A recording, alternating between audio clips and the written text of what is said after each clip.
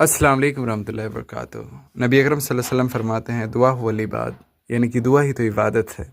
हमारे लाइफ में जो भी मुसीबतें हैं, परेशानी है, बीमारी हैं, ऐसी बीमारी है जो अच्छे ही नहीं हो रहे हैं, हमें मायूस नहीं होने चाहिए। अल्लाह सुब्हानहू व तआला फरमाते हैं कुरान करीम में कि अल्लाह की रहमत से वही लोग मायूस होते हैं जो काफिर है। तो हमें कभी भी मायूस नहीं होनी चाहिए और दुआ करनी चाहिए, क्योंकि आप सल्लल्लाहु अलैहि वसल्लम फरमाते हैं कि दुआ जो है वो कदर को बदल देती है। यानी कोई चीज़ कदर को बदल नहीं सकती, यानी तकदीर को नहीं बदल सकती सिवाय दुआ की।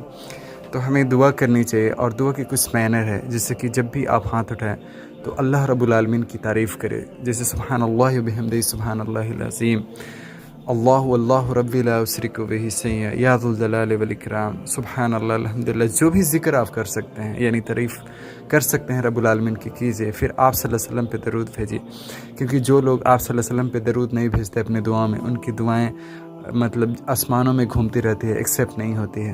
तो इसलिए आप सल्लल्लाहु अलैहि वसल्लम पे दरूद भेजें अल्लाह सुब्हानहू व तआला के ज़िक्र के बाद। उसके बाद अपने गुनाहों की माफ़ी मांगे, यानी लाइफ में जो भी गुनाह हैं अल्लाह सुब्हानहू व तआला से माफ़ी मांगे। उसके बाद से अपने जो भी मसले हैं वो अल्लाह सुब्हानहू व तआला से कहें।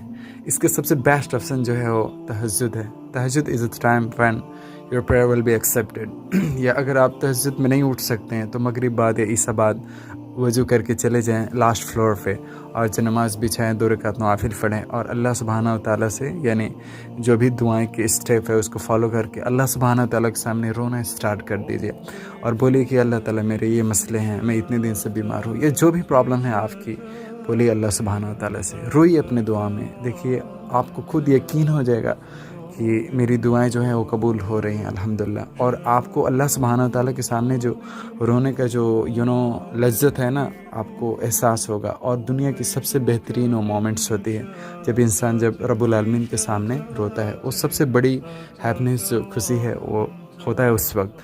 तो इसलिए हमें अपने रब्बुल आलमीन से हर मसले को बोलना चाहिए। इवन अल्लाह के नबी सल्लल्लाहु अलैहि वसल्लम फरमाते हैं कि इवन आपके जूते का तस्मा एक नहीं है ना, तो उसको भी अल्लाह सुब्हानहू व तआला से मांगिए। तो छोटी सी छोटी चीज़ हो या बड़ी से बड़ी चीज़ हो, अल्लाह सुब्हानहू व तआला से हमें मांगनी चाहिए।